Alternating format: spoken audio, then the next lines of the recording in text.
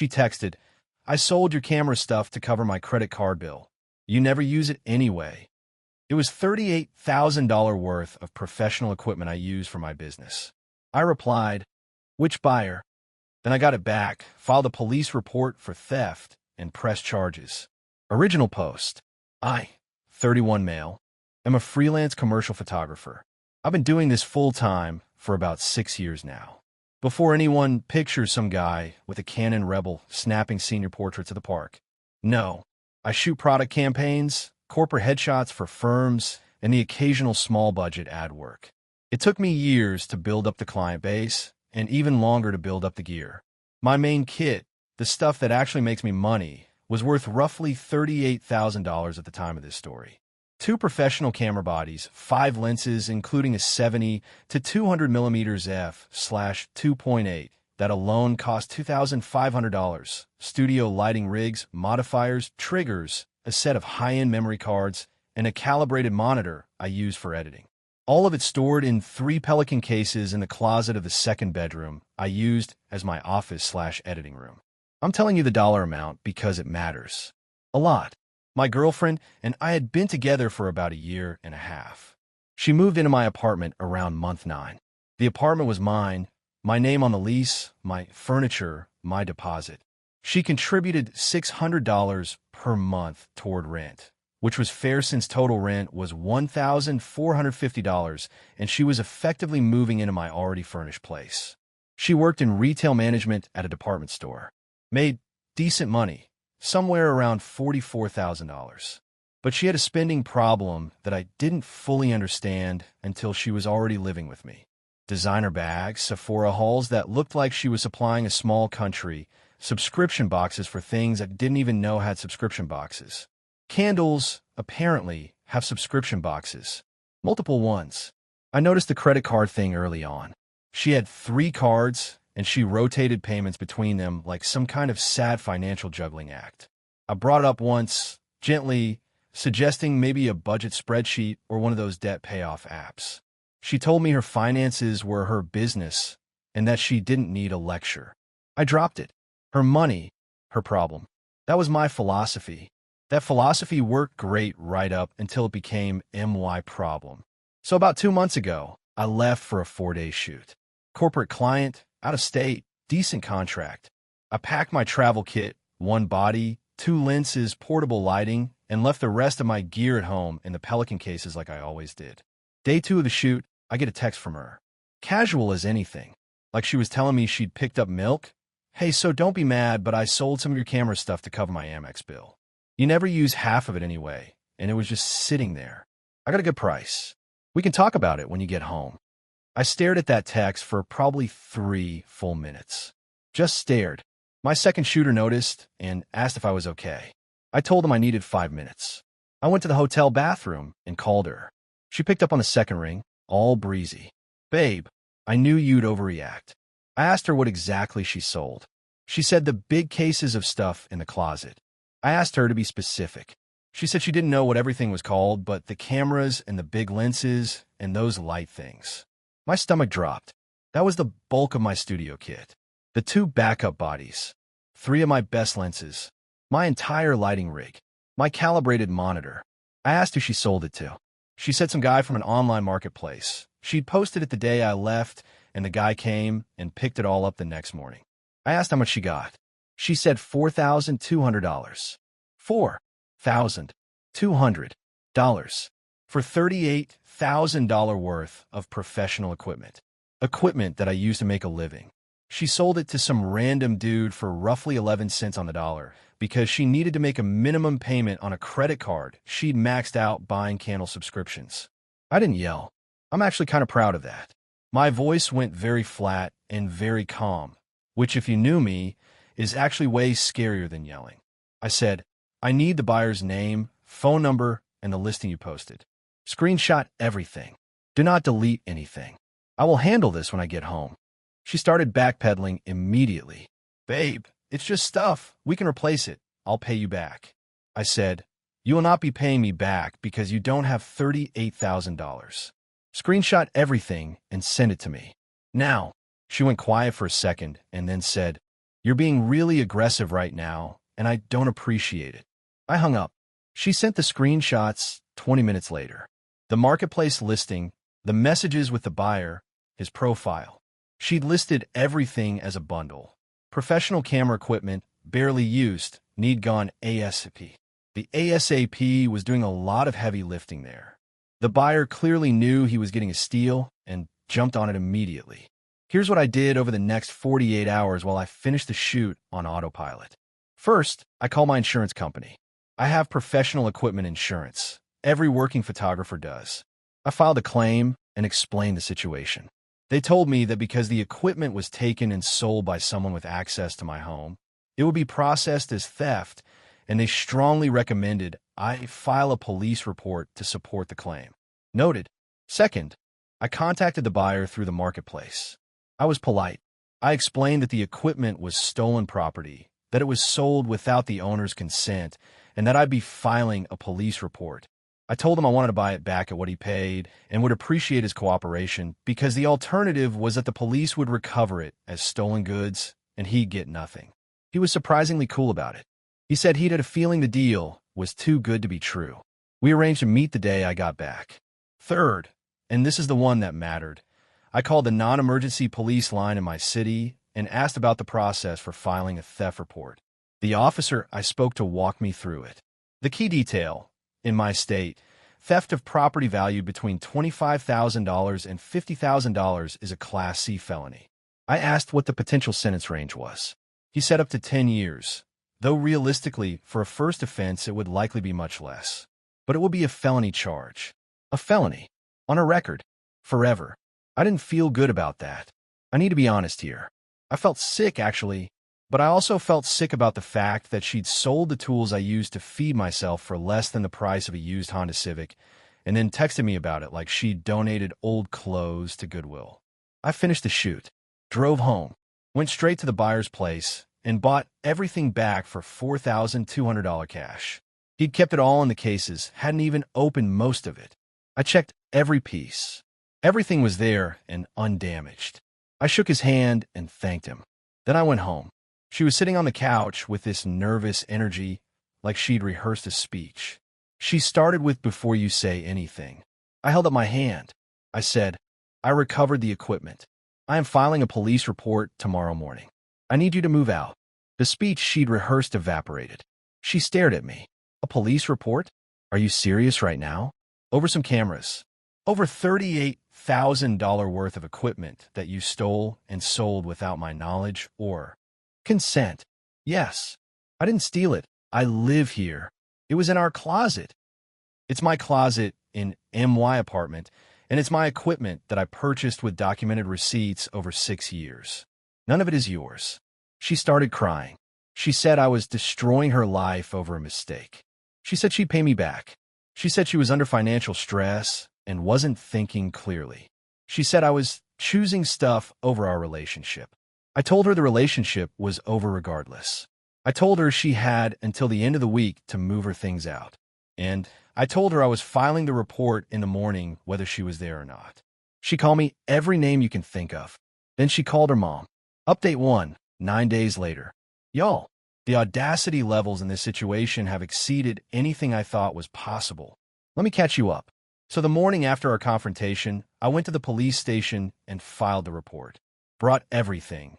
Purchased receipts for every piece of equipment, the insurance policy, screenshots of her marketplace listing, the messages with the buyer, the text she sent me casually admitting she sold it, and a written statement from the buyer confirming the transaction. The officer taking the report actually paused when he saw the total value.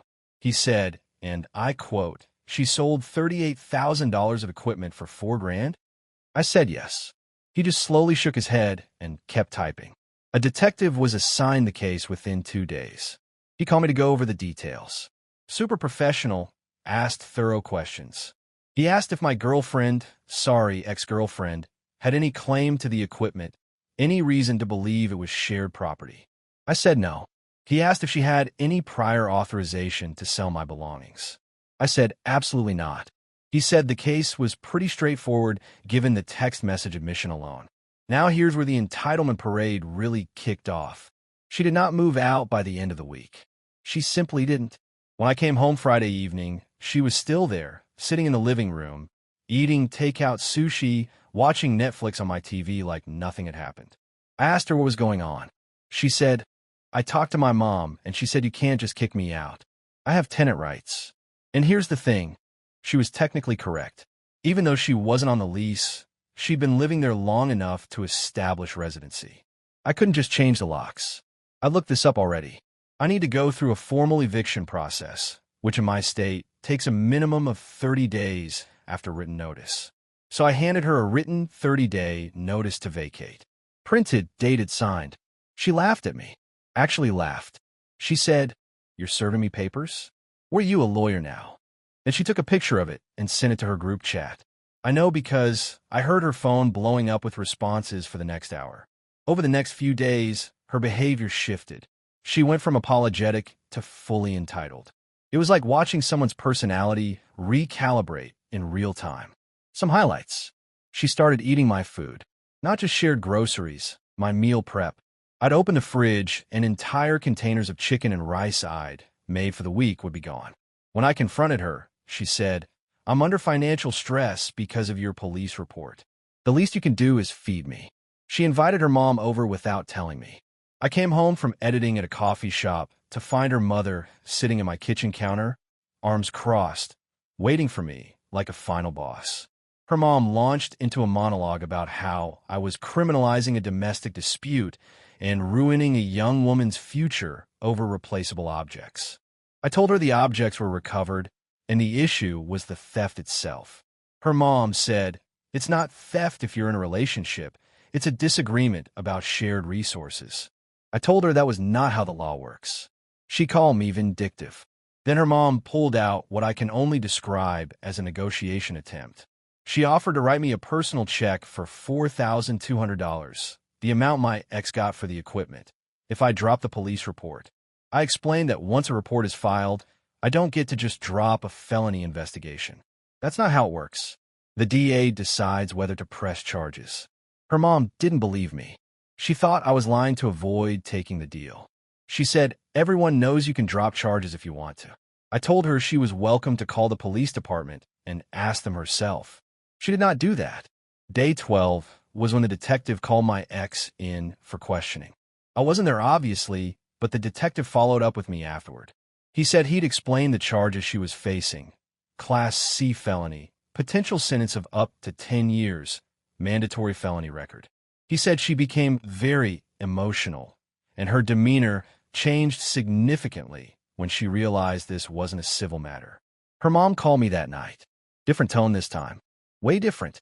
She wasn't lecturing anymore. She was pleading. She said her daughter made a terrible mistake and that a felony would follow her forever. She asked if there was anything I could do. I told her, again, that the decision was out of my hands now.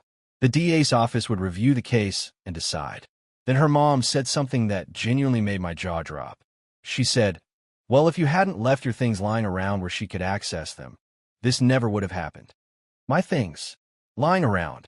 In my own closet. In my own apartment. I told her mom this conversation was over and that any further communication should go through the detective. She hung up. 3 days after the detective interview, I got served with a surprise. My ex had gone to legal aid and filed for a temporary protective order against me. The claim? Emotional abuse and coercive control via the police report and eviction notice. She was arguing that I was using the legal system to harass and control her. My stomach dropped when I saw the paperwork. This is the part they don't tell you about, guys. When someone files one of those, it gets taken seriously by default. The hearing was set for 2 weeks out. In the meantime, the order wasn't granted. The judge reviewed the initial filing and denied the emergency/temporary order because there was no allegation of physical violence or imminent threat. But the hearing was still happening. I immediately called a lawyer. Cost me $3,500 retainer just to walk in the door. That hurt. But I brought him everything, the entire paper trail. He reviewed it in about 20 minutes and said, "This is going to be dismissed, but you need to show up and you need me there." So yeah, I was now spending money on a lawyer because my ex stole my property, got caught, and decided the best defense was to claim I was abusing her by reporting the crime. The math on this was starting to make me furious. But here's what gave me some peace of mind. The detective told me, off the record, that the DA was very likely to file charges. The evidence was overwhelming. She'd literally texted me a confession. The marketplace listing was in her name. The buyer had given a statement.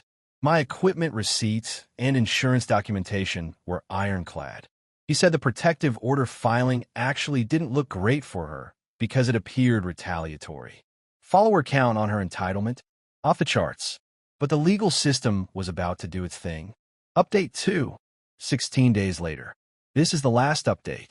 It's been a ride, and I need to be done talking about this publicly for legal reasons my attorney has strongly recommended I respect. But I owe y'all an ending. The protective order hearing came first. My attorney showed up with a file that was, no exaggeration, about 2 inches thick. Print a timeline. Every text message. Every screenshot. The police report. The detective's notes. My lease showing I was the sole tenant. Receipts for the equipment. Her marketplace listing. The buyer's statement. Her mother's Venmo of the $4,200 she tried to send me as a settlement after the police report was filed, which my attorney pointed out could be interpreted as consciousness of guilt. Wait, I didn't mention the Venmo? Yeah. After the phone call where I told her mom to stop contacting me, her mom sent $4,200 to my Venmo with the note, full restitution for the misunderstanding. I declined it immediately on my lawyer's advice. He said accepting money could complicate the criminal case. But the fact that it existed with that note was useful. Her legal aid attorney argued that the police report and eviction were part of a pattern of coercive control. My attorney presented the actual pattern. She stole property, sold it, admitted it via text, and then filed the protective order 12 days after a detective informed her she was facing a felony. The timeline spoke for itself. The judge dismissed the protective order. Not just denied, dismissed. He made a comment from the bench that I'm going to remember for a very long time. He said the court takes protective orders extremely seriously and that filing one as a tactical response to legitimate legal proceedings undermined the system for people who genuinely need protection. He didn't sanction her, but the tone made it clear he considered it. My ex was sitting across the courtroom. She didn't look at me the entire time. Her mom was in the gallery, crying quietly. I didn't feel triumphant. I felt tired. Now the criminal case. The DA filed charges. 1 count, Class C felony theft.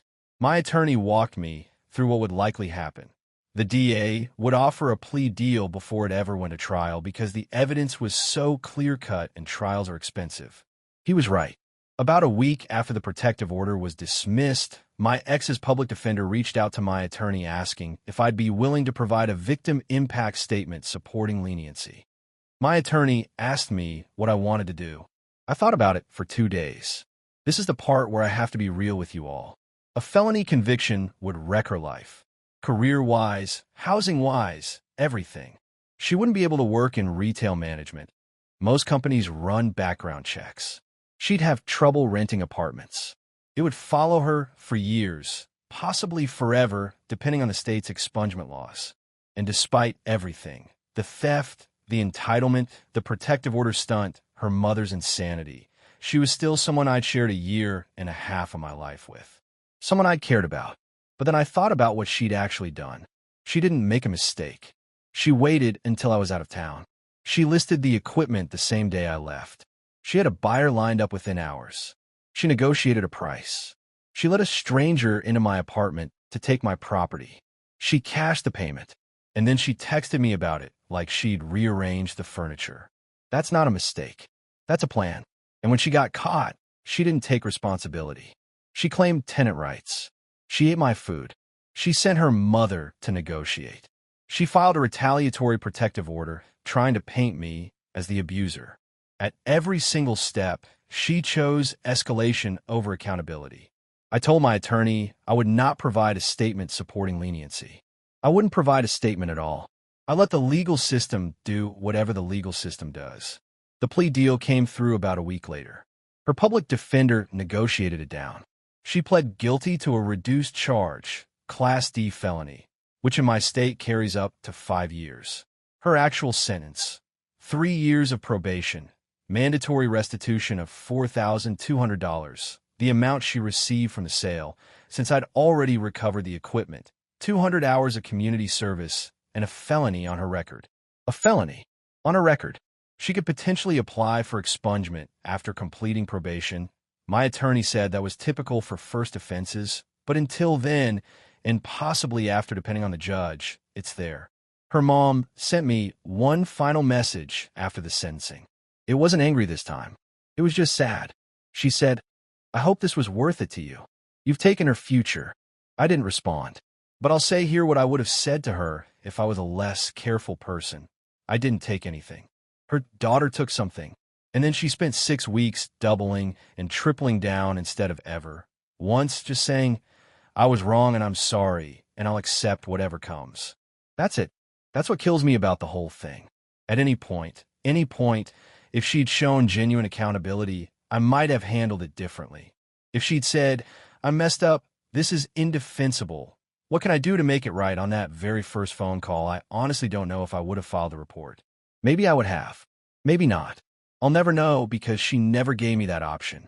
Instead, she gave me tenant rights arguments, mama bear negotiations, the protective order play, and an endless stream of "this is your fault for leaving your stuff where I could find it." For anyone wondering about the practical aftermath, the 30-day eviction notice expired while the criminal case was being processed. She moved out on day 28, took her stuff, and left her key on the counter. She didn't damage anything, which honestly surprised me. Her mom came with a minivan, and they were gone in about 3 hours. I changed the locks that evening, sat on my couch in my quiet apartment with all my equipment back in the closet where it belongs, and I just sat there for a while. Didn't feel victorious. Didn't feel sad exactly. Just felt the weight of it. My buddy came over that night with a 6-pack, and we watched basketball, and he didn't ask me about any of it, and I was grateful for that. I got a product shoot next week for a skincare brand. Decent contract. My insurance claim was withdrawn since I recovered the equipment, so my premiums didn't go up. My lawyer bill came to just under $6,000 when all was said and done. That's money I'll never get back, and it makes me clench my jaw thinking about it. But I'm working. My gear is intact. My record is clean. The $4,200 in restitution, it'll come in monthly installments as part of her probation.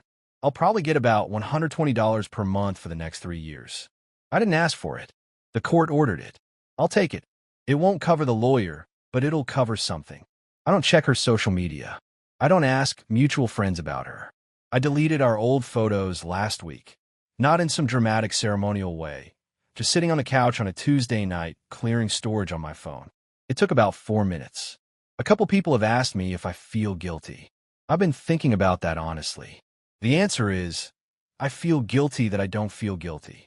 If that makes sense. Like, I know a part of me probably should feel worse about the felony thing. She's 28 with a felony record, and that's going to be a shadow on her life for a long time. But every time I start to feel bad, I picture her letting a stranger into my apartment to haul out the equipment I spent 6 years building while I was 4 states away trusting her. And then I don't feel so bad anymore. Last thing, I've been asked what I'd do differently. Honestly, I'd have set up a camera in my office. Not because I expected this, but because I'm a photographer and I own cameras, and it would have made the case even more airtight. But I never in a million years thought I'd need to protect my belongings from the person sleeping next to me. Lesson learned, I guess. That's it. Thanks for reading all of this. Turning off notifications on this account now. Go protect your stuff, people. Seriously.